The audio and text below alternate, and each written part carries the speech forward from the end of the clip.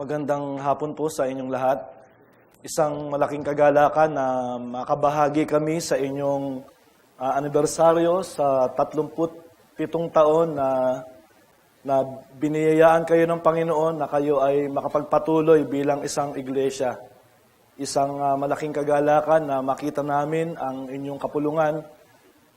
Ako bilang unang-unang pagkakataon sa ganitong setting na kayo po ay nagagalak masama-sama at nagpapasalamat sa Panginoon sa kanyang kabutihan at biyaya. Kasama ko po ang ilan sa aking mga kapatid sa iglesia at ang aking sambahayan at kami po ay nakikigalak sa inyo sa araw na ito. Bago ko po ibigay ang salita ng Diyos sa inyo, nais ko rin magbigay ng konting background sa aking sarili. Kasi po, katulad ng sinabi ni Pastor Ish, way back 1983, ako po ay kabilang dun sa mga nag-aaral sa Cubao Reformed Baptist Institute. Bago pa po isinilang yung Grace Ministerial Academy, ay meron pong paaralan na doon sa 55 Miami Street at bilang isang estudyante, nakabahagi po ako noon. Sa katunayan, yung aking ID ay iniingatan ko. Number 2, student number 2. Dalawa lang ata kami noon. Hindi po. Meron naman po kaming ibang mga kasama, ngunit wala pong ibang naging pang-akit sa akin maliban doon sa buhay na salita ng Diyos na nakita ko na tinatangkilik, tinataguyod at itinuturo ng matapat sa inyong iglesia. Kaya simula po noon, ako ay first year college, hanggang ngayon ay tuloy-tuloy po ang aking pag-aaral sa anumang mga bukas na pagkakataon na meron kami.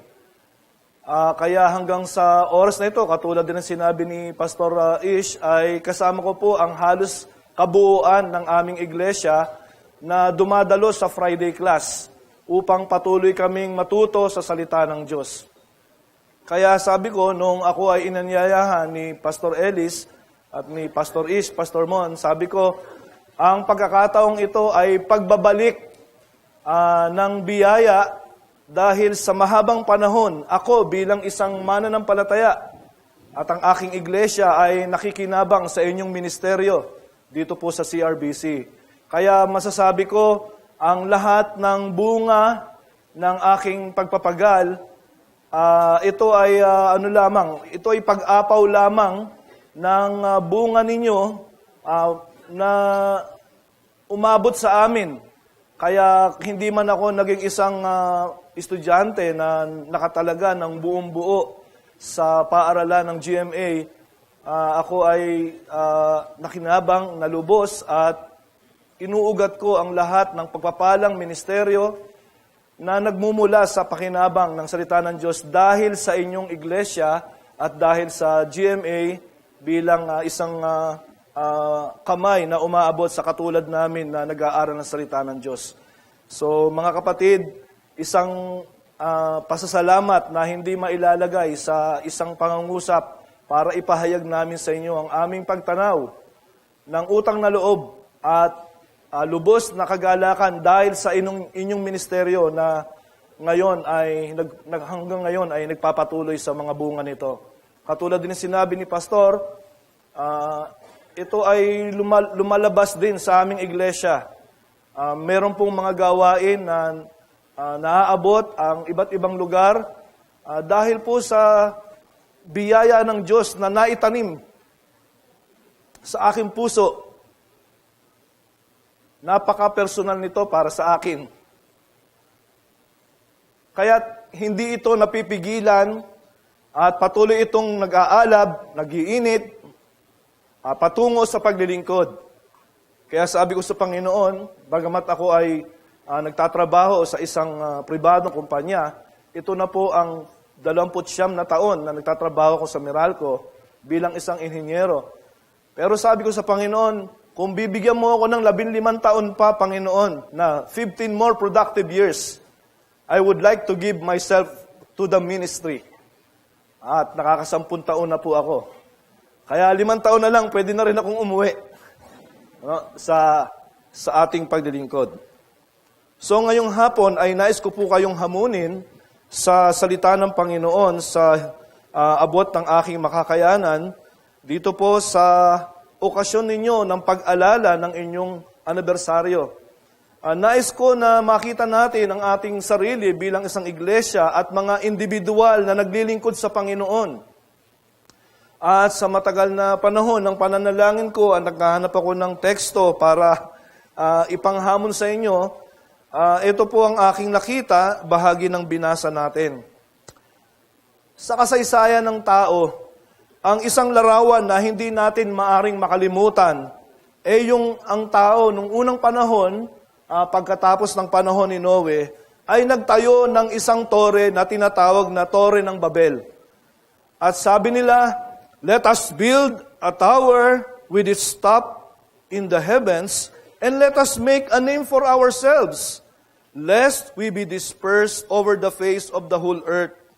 Meron po silang pagkakaisa, they have a common goal, they were moved with a common cause and passion, and they possessed a very particular objective.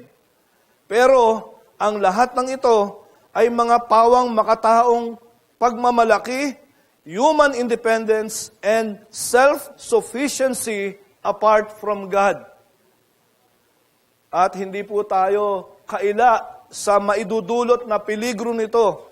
Anumang uri ng pagkakaisa, and there is such a self-confident humanity, kung ganito ang ating tayo sa harapan ng Diyos, alam natin ang kakahinat na natin. Kaya sa mga larawan na ito, sabi ng Biblia sa atin, sila ay binaba ng Panginoon mula sa langit at kanyang ginulo ang kanilang mga pananalita. Alam niyo po, it is not unlikely that churches today grow by division rather than by multiplication because God Himself is maybe confounding their language. Sapagkat sa mga panimulain pa lang ng iglesia, ay makikita na ang kanilang mga layunin ay taliwas at talikod sa disenyo ng Diyos. Hindi man sa pasimula, habang sila ay nagpapatuloy, sila ay lumalagay sa lugar at sa kanilang buhay na nawawala sa kanila ang pagiging sentro ng ating Diyos. Kaya isang malungkot na pananaw, katulad nga ng sinabi ko, bagamat dumadami, sapagkat nahahati, imbis na dumadami dahil ito o sila ay nagmumultiply. Alam niyo po, hindi po malayo yung istorya ng aklat o ang iglesia ng Corinto na binasa natin kanina. At dito nga po itinalaga ni Pablo yung kanyang 2 sulat o liham upang abutin ang mga tao at magtuwid ng mga problema sa iglesia in that particular local congregation where people were conducting their own lives with their own agenda. Maganda po yung pangalawang sulat kasi yung pagkakataon na yon ay nagsisi na yung mga tao. Pero sa mas malawak pong background noon ay may mga tao na kumu-question kay Apostol Pablo. They want to topple the apostleship of Apostle Paul, self-proclaimed apostles, leaders, people who want to make a fair show in the flesh, whose identity is purely external and superficial, mga paimbabaw at hindi natin kilala ang kanilang mga layunin. It was about people who were conducting themselves in immorality, brought about by their self-centeredness and immaturity. Ito po yung pinakikitunguhan ni Pablo sa kanyang sulat.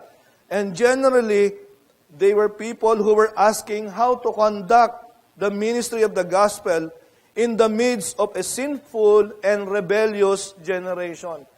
Sa liham na ito na gusto nating pag-usapan, nagtatanong sila kay Pablo. At nais nilang malinawan ang mga bagay-bagay.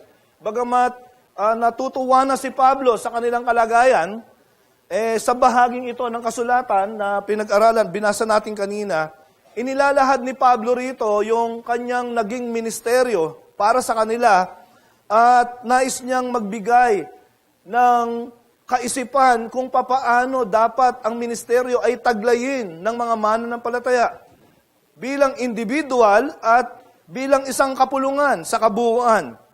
Kaya, in what we read, ibinibigay po ni Pablo ang isang malabay na paglalahad ng kanyang ministeryo bilang isang apostol, laban sa mga nagsasabing apostol, sa kanilang hanay.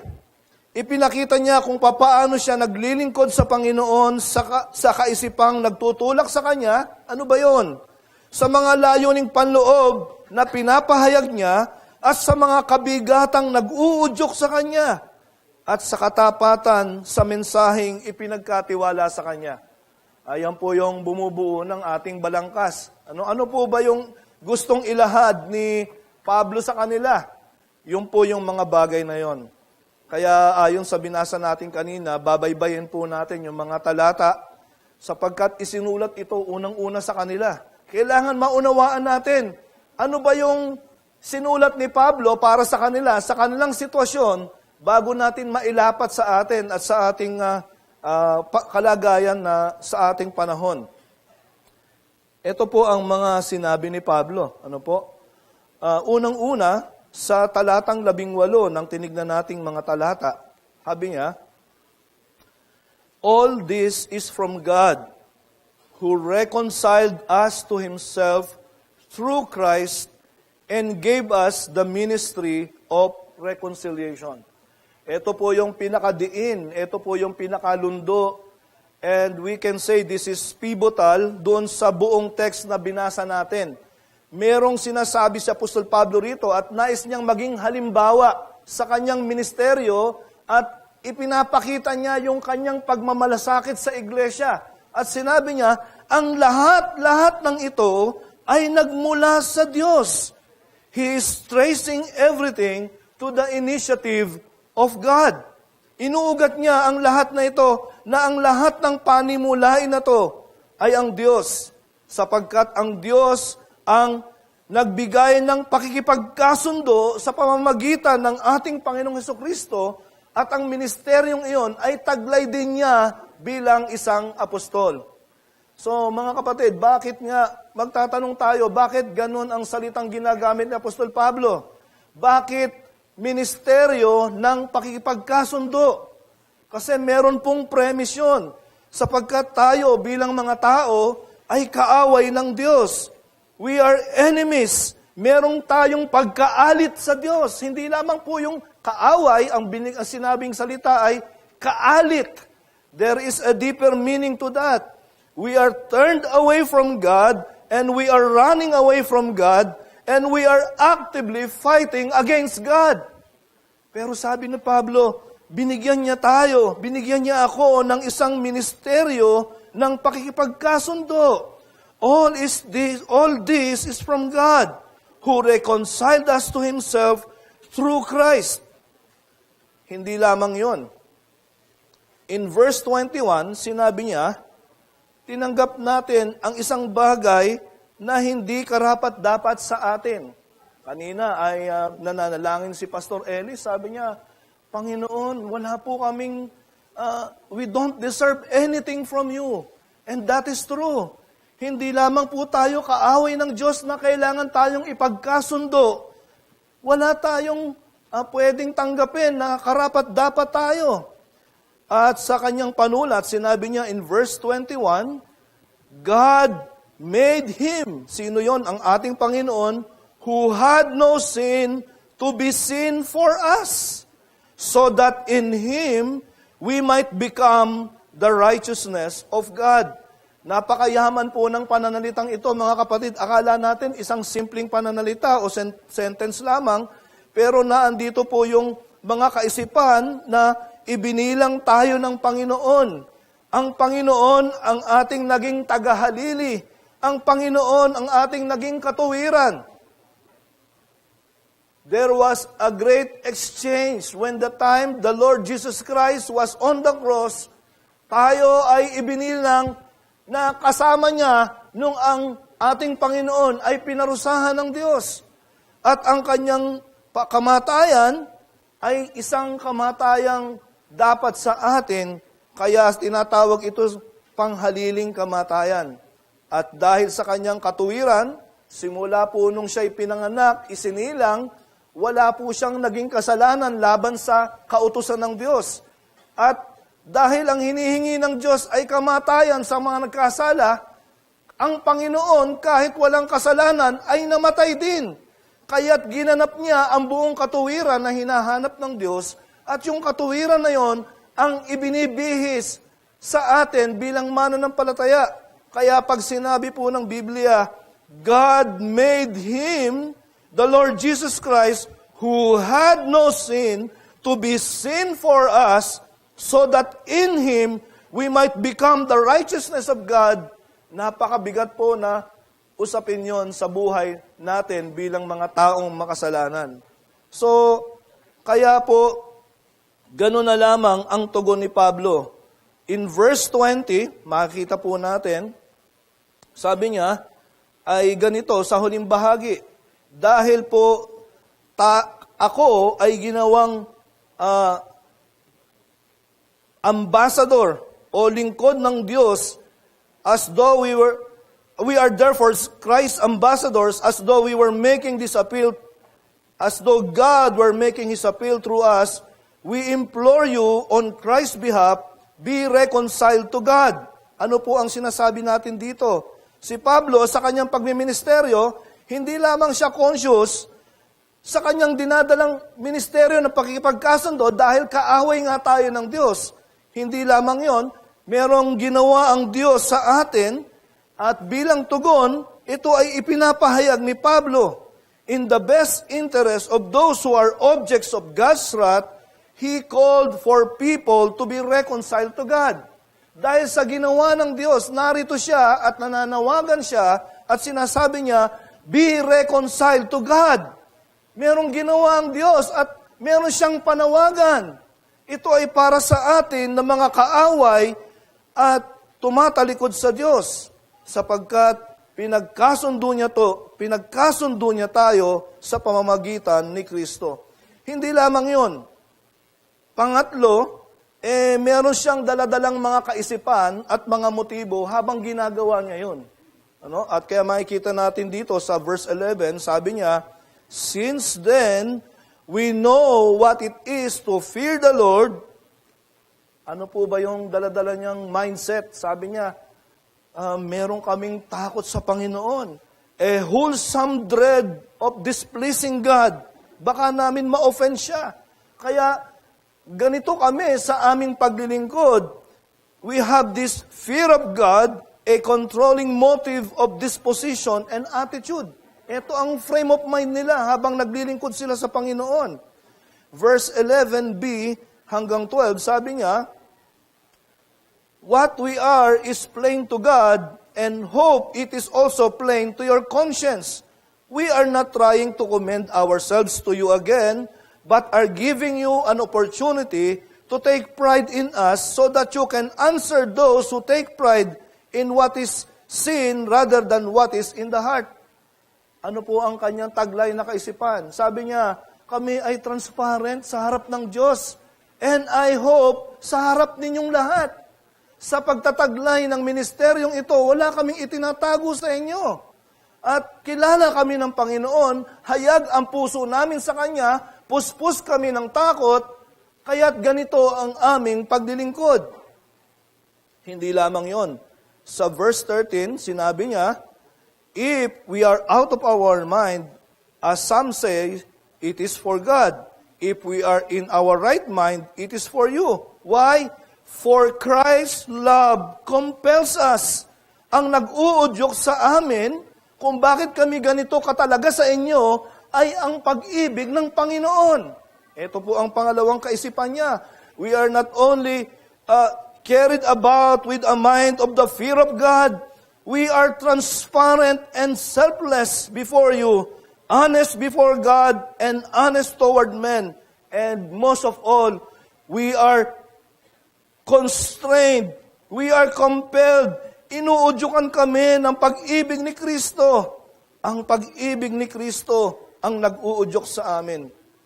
And then in verse 20, sinabi niya rin, Meron siyang mensahe na hindi pwedeng ikompormiso. We are ambassadors of Christ. And He has committed to us the message of reconciliation. Hindi kami maaring tumalikod sa pagiging matapat sa pagdadala ng mensahe na ipinagkatiwala sa amin ng Panginoon.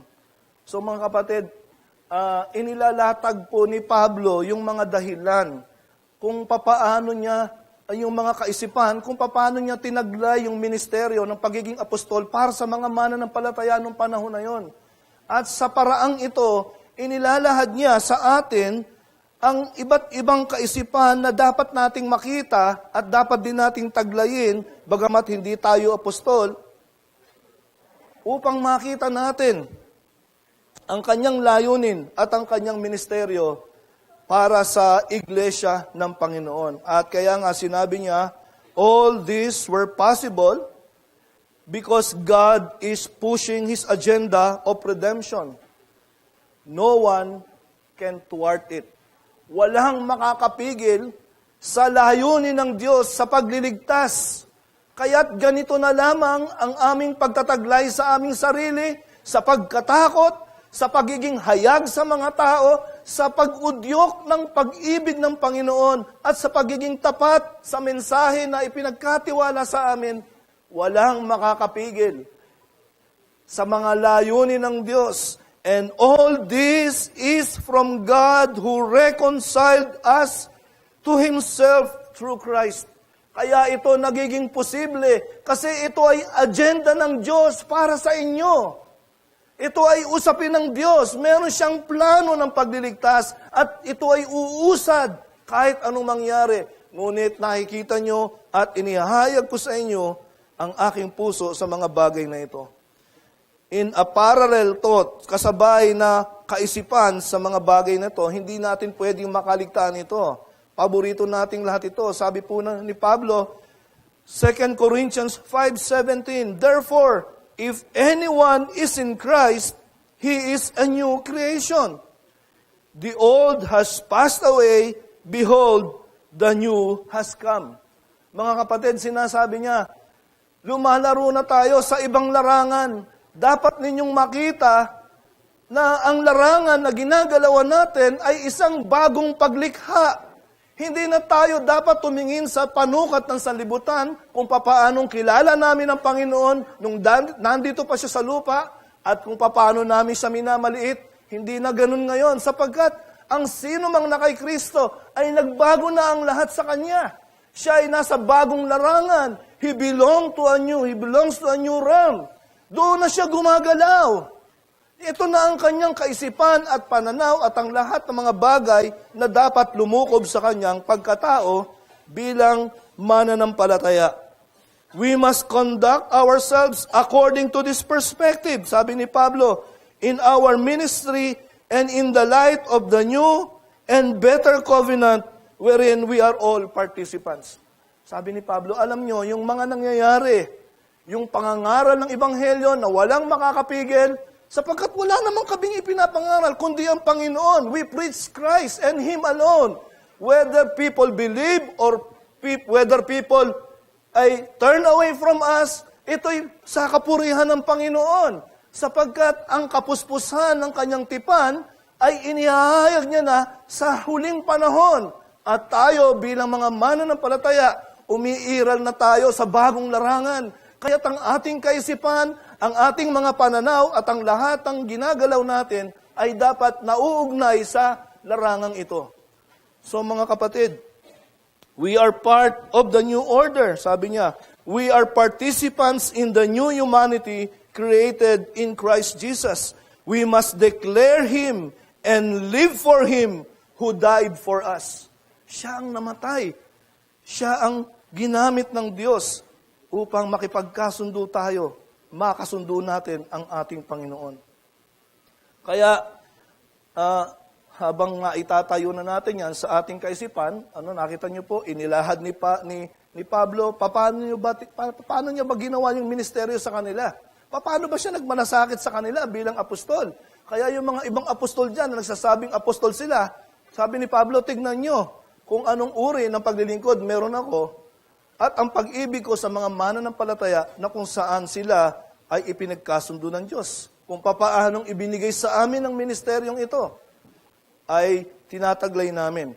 Kaya kung bubuo din natin yung mensahe na pinag-uusapan natin sa kaisipan ni Pablo, sasabihin natin ay ganito: God's kingdom has dawned upon men through the Spirit in the church, in the new realm and consummating covenant. It is with inescapable repercussion and demands in the way we should conduct our personal lives and our ministries.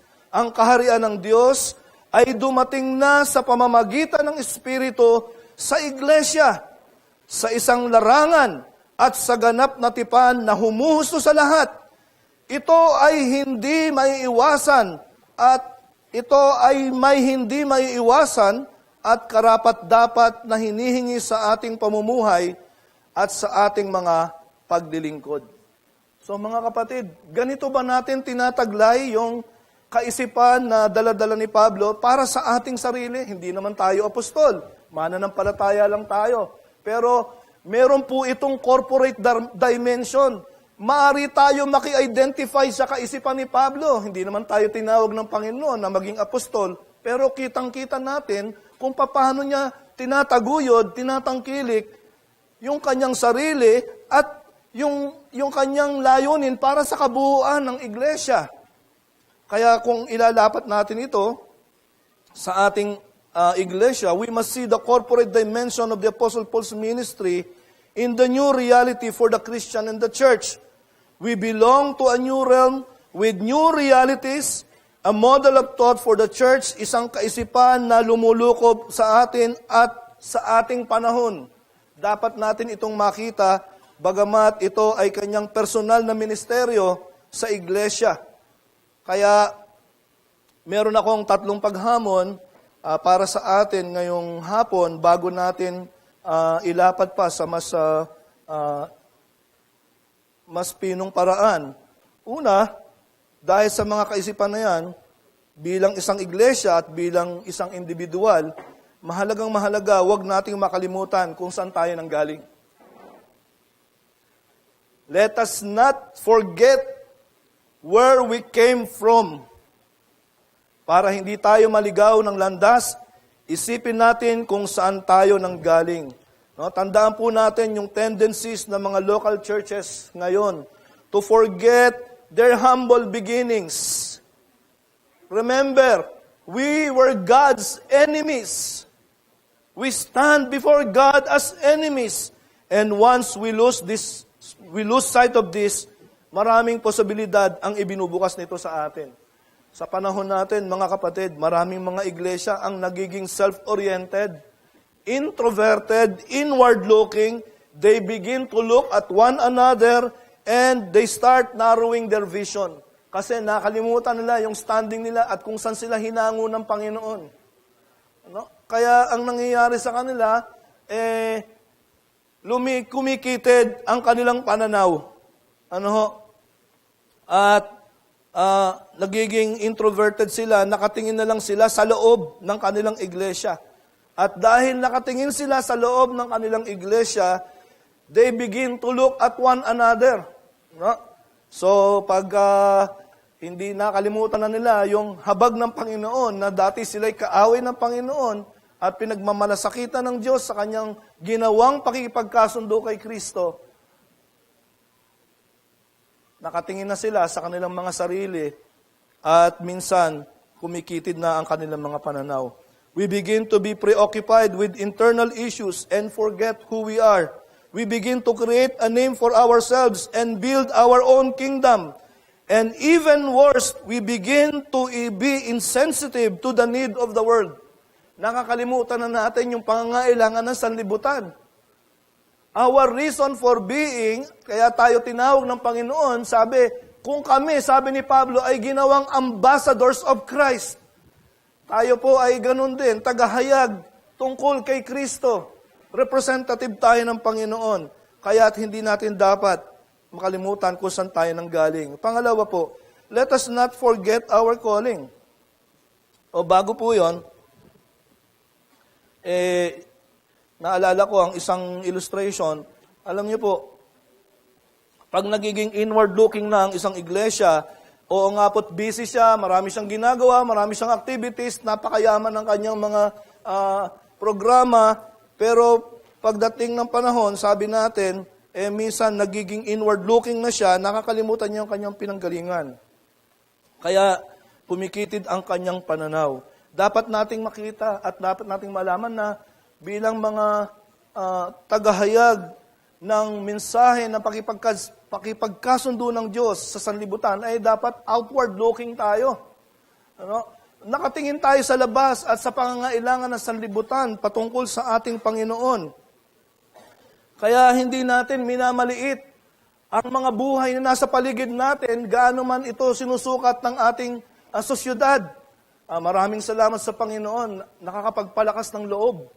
Ang mga ministeryo ninyo, meron kayong CCM, meron kayong GMA, at meron kayong mga gawain sa iba't ibang dako ng ating bansa na umaabot sa mga tao na nangangailangan ng ating Panginoon at ministeryo ng pakipagkasundo. Alam niyo po, yan ang sinasabi ko rin sa mga kapatid ko sa iglesia. Hindi kayo dapat manghinayang sa mga ginagastos natin.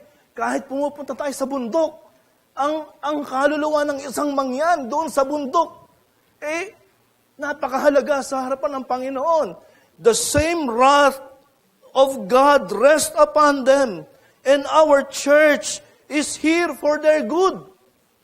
Kaya tayo nandito ay para maabot natin sila at para mapuntahan natin sila at madala natin ang mensahe ng pakipagkasundo. The resurgence of Reformation in the Philippines has never been so obvious than in our days. And this is a tribute to God's grace that has allowed churches to fulfill with passion the truth of the doctrines of grace to be exposed. Maraming salamat sa inyong iglesia kung kayo'y napakalaking bahagi na nagigising ang mga tao na bagamat nagpapakadalubhasa sa pag-aaral, ay patuloy na naguguluhan at nagugulimihanan sa mga taglay nilang mga katuruan. At dati isa po akong ganun. At nung napahayag sa atin ng malinaw ang salita ng Diyos, ito ay nagbunga ng malalim na pagmamalasakit sa iba upang tayo ay maging kagamit-gamit sa ating Panginoon. Let us not forget our calling. We are called to be ambassadors for God and Christ. We are representing someone and not ourselves. Hindi po yung denomination natin, hindi po yung particular brand ng ministry natin. We are getting lost when we begin to assert the agenda of the world before the church. Nawawala na tayo sa calling natin pagka ganyan. When we begin to assume another task, orchestrate things that are not central to the agenda of God. Marami po mga churches ngayon na busy po sila. Sa sobrang kabisihan nila, hindi na nila namalayan na ang mga ginagawa nila ay wala na pala sa sentro ng gustong ipagawa sa kanila ng Panginoon. Alam niyo po, in the corporate world, palagi pong nire-remind sa amin every 3 months, ito ang mission natin, ito ang vision natin, sapagkat tayong mga tao ay makakalimutin.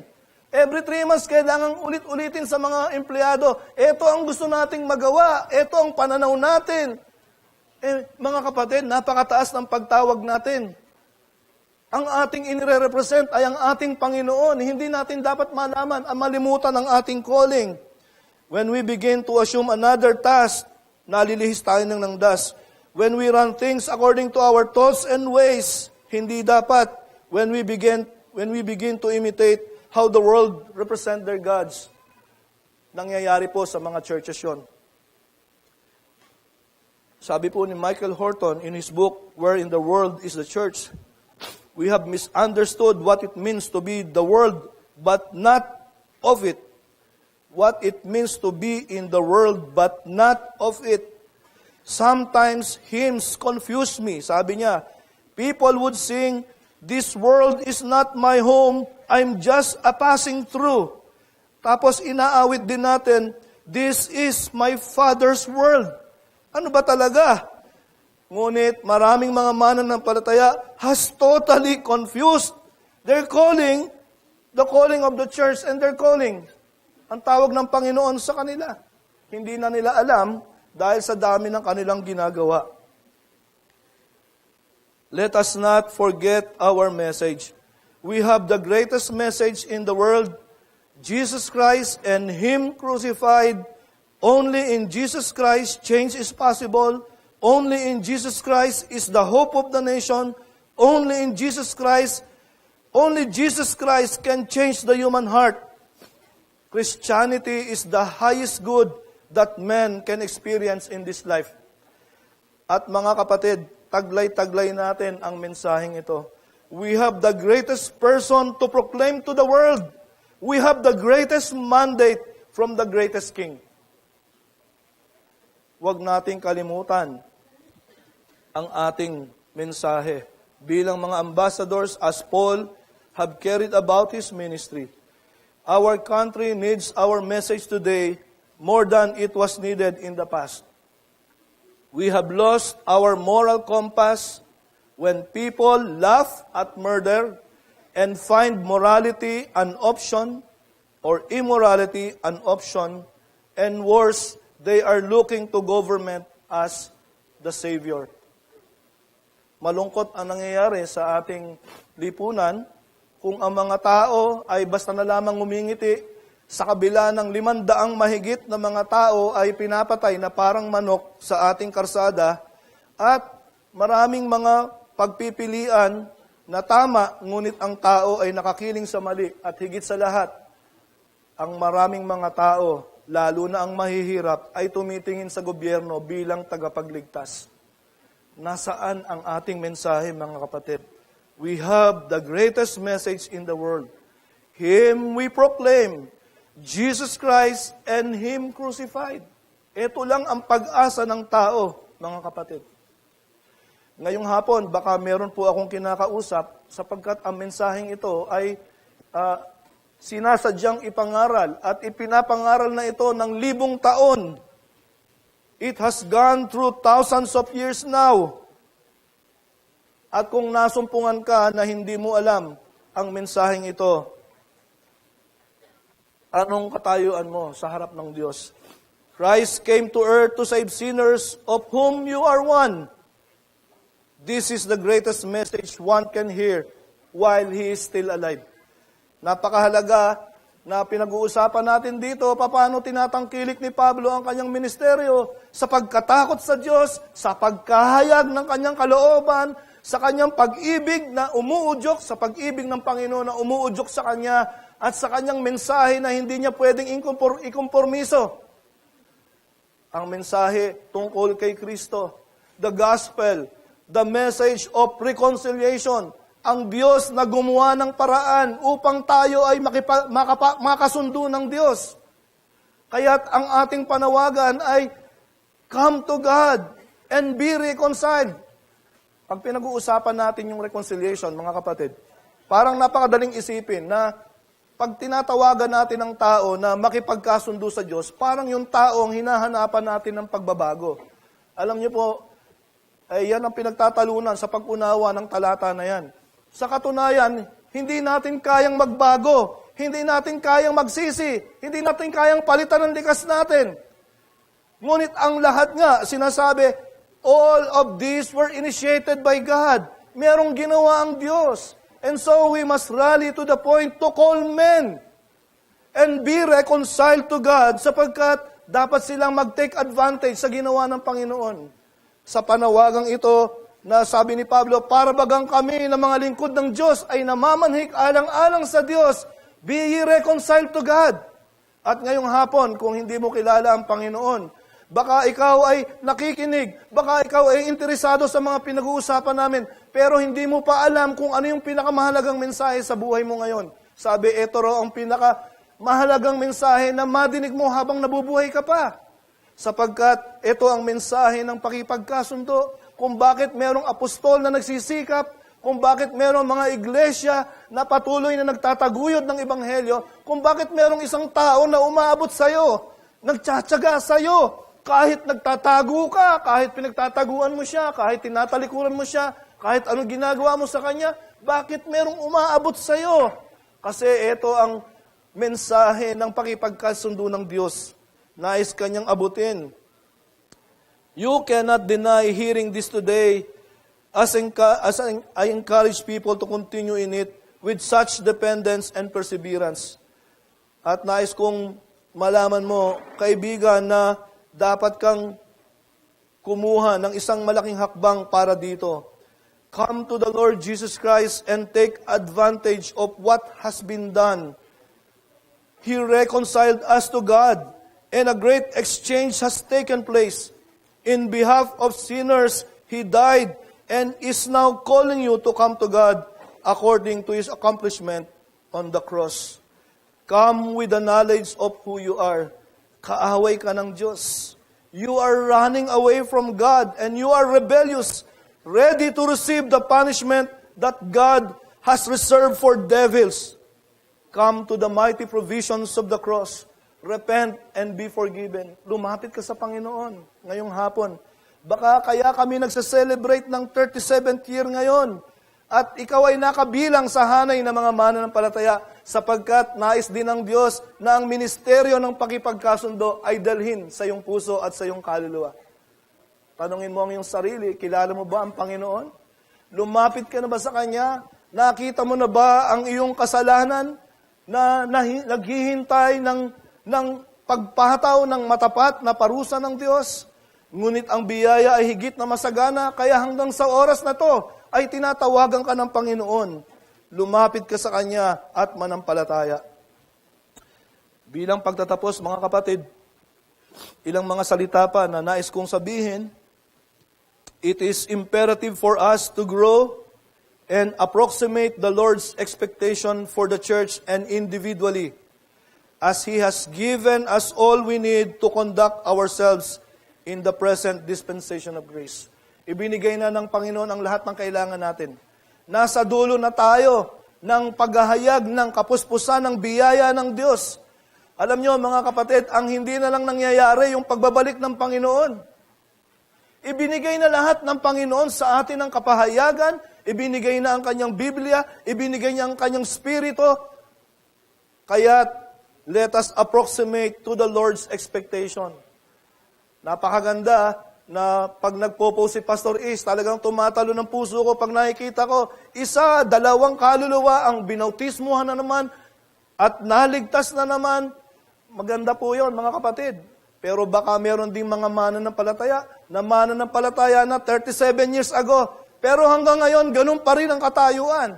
Hindi lumalago, hindi nagbabago. Yan po ang tawag sa atin. It is imperative for us to grow and approximate the Lord's expectation dahil binigay na ng Panginoon ang lahat ng kailangan natin. Let us own the defects in our present experiences and ministries, attributing it to our own misgivings and immaturities. Mga kapatid, kung mayroong problema sa ministeryo, sigurado tayo ang may problema. Sa atin yon, hindi sa Panginoon. Tayo ang may kulang doon. Kaya hilingin natin sa Panginoon at angkinin natin, Panginoon, mali kami. Turuan mo po kami kung paano namin maitutuwid ang mga bagay namin dapat ituwid sa aming ministeryo.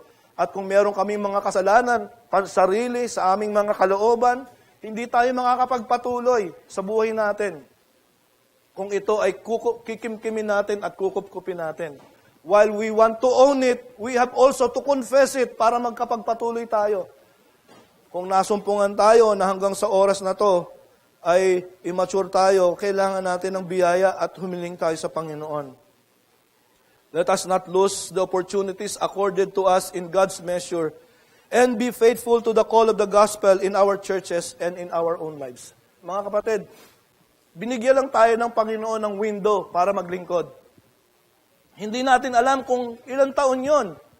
No? Sa mga ka-generation ko dito, ako po ngayon ay 54 years old na, nabibilang ng aking mga taon. Ano?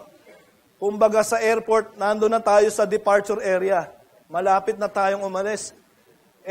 Sabi ko sa Panginoon, Panginoon, ayokong mamatay na kaharap ko yung computer ko ng 30 taon.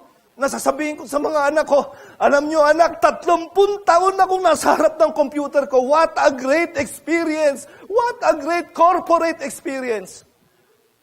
Nang hindi man lang tayo naglilingkod sa Panginoon, binigay sa atin ng napakalaking window, napakalaking puwang sa buhay natin na meron tayong kalakasan, meron tayong pag-iisip, meron tayong resources, meron tayong church na nagtataguyod ng mga ministeryo na ang gagawin lang natin ay sasali tayo. Ginaganyak tayo na makisama tayo at makibahagi tayo. Ibahagi natin yung kaloob na binigay ng Panginoon sa atin. Mga kapatid, that window is very limited. Sabi ko nga sa inyo kanina, nung hiniling ko sa Panginoon, 10 taon ako nag-isip bago ako nagpastor. Kasi ang taas-taas ng pagtingin ko sa pagpapastor. At nakita kong ganong kahirap ang tawag ng Panginoon. Pero bago ko humakbang dito, sabi ko, Panginoon, sana bigyan mo pa ako ng 15 productive years. At kung bibigyan mo pa ako at meron pa akong lakas, gusto kong maglingkod sa'yo. Gusto kong masumpungan mo na naglilingkod ako sa'yo sa abot ng aking makakaya. Sa limitasyon ng mga panahon na taglay namin sa aming trabaho, sa pagpapamilya, sa lahat ng mga ginagawa, mabiyaya ang Panginoon. Naalala ko, nung hindi pa ako naglilingkod sa Panginoon, sabi ko, yung mga naglilingkod sa Panginoon, nakikita ko lang pag Sunday. Sabi nga ni Pastor Noel, hindi mo na nga makita, pag nakita mo, hindi mo pa maintindihan. Sabi ko, Panginoon, siguro, sapat naman ang biyaya mo sa mga oras na binigay mo sa akin, pwede mo pa rin ako mapakinabangan. Kaya kahit may trabaho ako, sabi ko, Panginoon, gusto ko magamit. Inilalagay ko sa iyo yung mga binigay mo sa kamay ko. Gusto ko magamit mo, Panginoon. At the time na pwede mo bang magamit, tanggapin mo, Panginoon. At hindi ito maikakaila. Sa 10 taon ng paglilingkod, ang Panginoon na nagbibigay ng lakas, ang Panginoon na nagbibigay ng buhay, ang Panginoon na nagbibigay ng bunga. Kaya dapat nating hanapin ang mga bagay na to. Let us not lose the opportunities accorded to us in God's measure and be faithful to the call of the gospel in our churches and in our lives. Let us not despise the Lord's grace by our indifference to the great opportunities He has given us to mature in our ministries, proclaiming Him and His claims upon the souls of men. Mga kapatid, napakataas ng tawag ng iglesia. Kung paano tinitignan ni Apostol Pablo ang pagkatawag sa kanyang pagiging apostol, ito ay nasasalamin sa pagtawag ng Panginoon, ng ating Diyos sa iglesia. Napakalaking trabaho at napakayamang trabaho nito at napaka-pribileyo natin. Kung tayo ay nagwawalang bahala, if we become indifferent to the opportunities that God is giving us, we are sinning a lot, mga kapatid. Kung tayo ay merong ganitong kayamang ministeryo, katulad ng tinataglay ng iglesia ng Cubao Reformed Baptist Church, at nasumpungan kayo na kayo ay tagapagpainit lamang ng upuan, mananagot kayo sa Panginoon. No? Kaya mga kapatid, sa larangang ito na inilatag sa atin ni Pablo, bagamat ito'y pagmamalasakit na ipinapakita niya sa mga taga-Korinto, matuto tayo sa mga bagay na to at hilingin natin sa Panginoon, by the grace of God, by the ministry of reconciliation na binigay sa atin, sana masumpungan tayo ng Panginoon. In the fear of the Lord, in selfless dedication and transparency, with the love of Christ compelling us, and with such a great commitment for the message that He has given us. Manalangin po tayo. Panginoon, kapos ang kakayahan ng tagapagsalita para bigyan din ang mensaheng napakaganda na iniwan mo sa Biblia. Hindi namin maubos maisip na kami mga makasalanan, ngunit binibigyan mo kami ng bukas na pinto para maglingkod sa iyo. Napakataas na pribileyo para palampasin namin, Panginoon.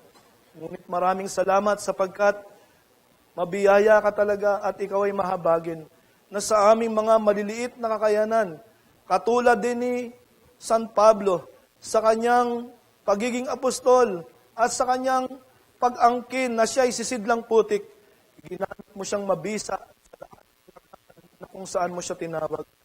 Panginoon, ganong kaliit man ang ministeryo na angkin na ibinibigay mo sa akin sa araw na ito at sa mga darating pang panahon. Tulungan mo kami, Panginoon, na mataglay namin ito ng merong tunay na pagtugon sa iyo, pag-ibig, sapagkat niligtas mo kami mula sa kasalanan, mula sa walang hanggang kaparusahan.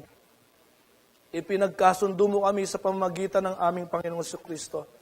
At kung bibigyan mo pa kami ng maraming taon sa iglesyang ito, sa lahat ng mga ginamit mong nagtaguyod, si Pastor Ellis, si Ate Nessie, ang mga diakono, ang mga tagapagturo, ang GMA, si Pastor Noel, ang lahat at bawat isang miyembro sa kanilang maliliit na bag, Panginoon, gamitin mo silang lahat sa iyong kalawalhatian. Tulungan mo kami na makita namin sa mga nalalabing panahon pa ng aming paglilingkod, ang kagandahan ng kabanalan at paglilingkod sa iyo. Pagpalahin mo ang mensaheng ito na ito'y mataglay namin at maghamon sa amin sa mga lalabing panahon sa aming mga buhay bilang mga mananampalataya. Maraming salamat, Panginoon, sa pagkakataong ito na mahamon mo kami ng iyong salita. Sa pangalan ng aming Panginoong Jesus, ito pong aming mga dalangin. Amen.